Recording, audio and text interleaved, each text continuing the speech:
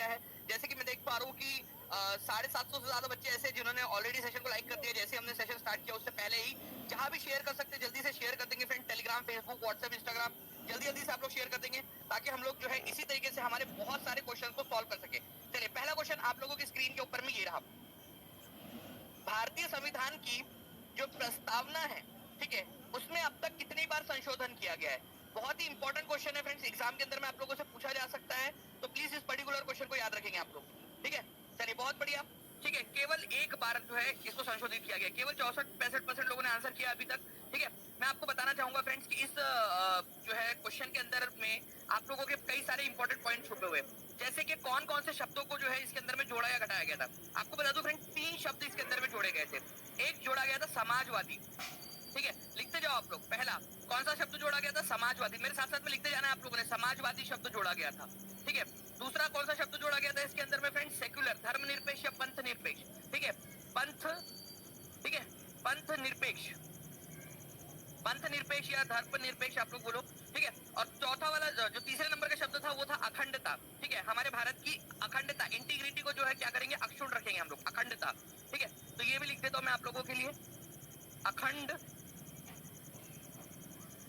अखंडता, ठीक है, अखंडता को अक्षुण्ण रखेंगे। तो ये 3 शब्द जोड़े गए थे, ये आप लोगों ने याद रखना है, सोशलिस्ट, सेक्युलर, ठीक है, याद होनी चाहिए। प्रस्तावना जो है फ्रेंड्स क्या होता है कि इसके ऊपर काफी सारे क्वेश्चंस पूछे जाते हैं। आप लोगों से ये क्वेश्चन अक्सर पूछा जाता है कि हमारे भारत के जो है प्रस्तावना, उसके अनुसार कौन सी समानता या कौन सी जो है फ्रेंड्स यहाँ पर में इक्वलिटी प्रदान। पावापुरी में जल मंदिर के बारे में निम्नलिखित में से कौन सा कथन सही है? बताइए इसका आंसर क्या होगा। चलिए बहुत बढ़िया फ्रेंड्स, यहाँ पर में 3 मिनट के अंदर में 1300 के करीब बच्चे यहाँ पर जुड़ चुके हैं और 1100 से ज्यादा बच्चों ने सेशन को लाइक कर दिया। तो जल्दी से सेशन को लाइक एंड शेयर जरूर करते रहेंगे आप सभी के सभी।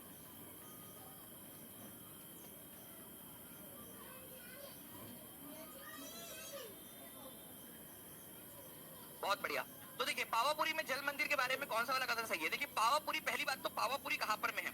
तो अगर हम लोग पावापुरी की बात करेंगे तो फ्रेंड पावापुरी आपको मिलेगा नालंदा के अंदर में, नालंदा में, ठीक है। पहली बात क्लियर हो गई, पावापुरी नालंदा में। नालंदा के अंदर में एक जल मंदिर है, जी हाँ एक जल मंदिर है नालंदा के अंदर में, ठीक है, जल मंदिर, एक मंदिर जो सब तरफ से पानी से घिरा हुआ है। यह भगवान शिव को समर्पित है, यह मुगल बादशाह अकबर द्वारा बनवाया गया था महल है। ये एक जैन मंदिर है जो उस स्थान को दर्शाता है जहां पर में महावीर जी ने मोक्ष प्राप्त किया था। यह एक बौद्ध मंदिर है, ठीक है। बताइए, तो आंसर जो है फ्रेंड्स ये हो जाएगा कि ये एक जैन मंदिर है। एक्चुअली फ्रेंड्स ये वो मंदिर है जहां पर में ऐसा माना जाता है कि वो स्थान जहां पर में वर्तमान महावीर जो थे उन्होंने मोक्ष की प्राप्ति की थी, ठीक है। तो पावापुरी के अंदर में उन्होंने अंतिम सांसें ली थी इसी स्थान के ऊपर में, ऐसा जो है मान्यता है। तो जैन मंदिर है ये, और जहां पर में भगवान महावीर ने निर्वाण प्राप्त किया था उसी जगह को दर्शाता है, ठीक है।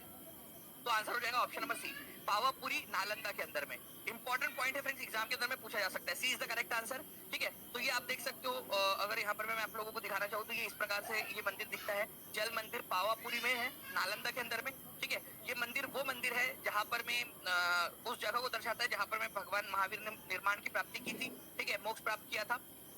ओके, अच्छा, वर्तमान महावीर जो है फ्रेंड्स ये कौन से नंबर के तीर्थंकार थे? ये 24वें नंबर के तीर्थंकार थे, 24th तीर्थंकार, तीर्थंकार। ओके, तीर्थंकार का मतलब होता है जैन धर्म के अंदर में जिन्होंने अपने प्रवचन दिए, अपनी वाणी दी है या फिर अपने जो है उपदेश दिए हैं जैन धर्म के अंदर में। तो 24वें नंबर के तीर्थंकार है ये। देखिए ऑप्शंस आप लोगों को नीचे में दिए गए हैं और ये है स्टेटमेंट्स, आप लोगों को बताना है कि कौन सा वाला इनमें से सही है।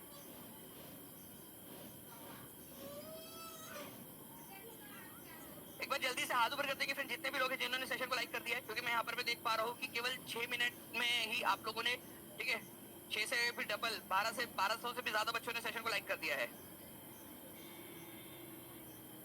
ठीक है। तो देखिए friends, he should be Indian citizen by birth. अगर किसी को गवर्नर बनना है, ठीक है, गवर्नर बनना है तो क्या उसने जन्मजात भारतीय होना जरूरी है उसका जन्म से, ठीक है। His age should be at least 35 years, governor के बारे में बात हो रही है, उसकी एज कम से कम 35 साल की होनी चाहिए, ठीक है। He should have ability to become member of Lok Sabha, Lok Sabha का सदस्य बनने की उसके अंदर में काबिलियत होनी चाहिए। He can be the governor of more than one state. अब देखिए फ्रेंड्स, अगर मैं आपको बात करूं तो हमारे भारत के अंदर में नागरिकता अलग अलग प्रकार से मिल सकती है। एक तो जन्म से मिलती है हमारे भारत के अंदर में कि भाई आपका जन्म भारत के अंदर में हुआ, आपके माता पिता भारतीय थे, ठीक है, एक तो उससे मिलती है। दूसरी चीज जो है फ्रेंड्स, आप मान लो कि आप युगांडा में आपका जन्म हुआ है और आप भारत में आकर बस गए, ठीक है, भारत में आकर बस गए आप और भारत में ही रहने लगे, फिर कुछ समय के बाद में आपको भारतीय नागरिकता मिल गई, उसको नेचुरलाइजेशन कहा जाता है, ठीक है। तो नेचुरलाइजेशन के जरिए आपको जो है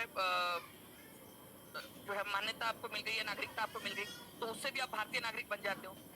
तो क्या जन्म से भारतीय होना जरूरी है आपका अगर गवर्नर बनना है? तो नहीं, ऐसा कुछ नहीं। आप भारतीय अगर हो, चाहे जन्म से बने हो, चाहे पहले से ही भारतीय हो, या बाद में अगर भारतीय बन गए, आप भारत के गवर्नर, भारत के किसी राज्य के गवर्नर बन सकते हो, ठीक है। के गवर्नर कौन है? He should have the ability to become member of Lok Sabha. देखो, लोकसभा का मेंबर या राज्यसभा का मेंबर बनने ऐसी कोई शर्त उसके लिए नहीं है, बस उसकी उम्र जो है 35 साल होनी चाहिए, बस काफी है।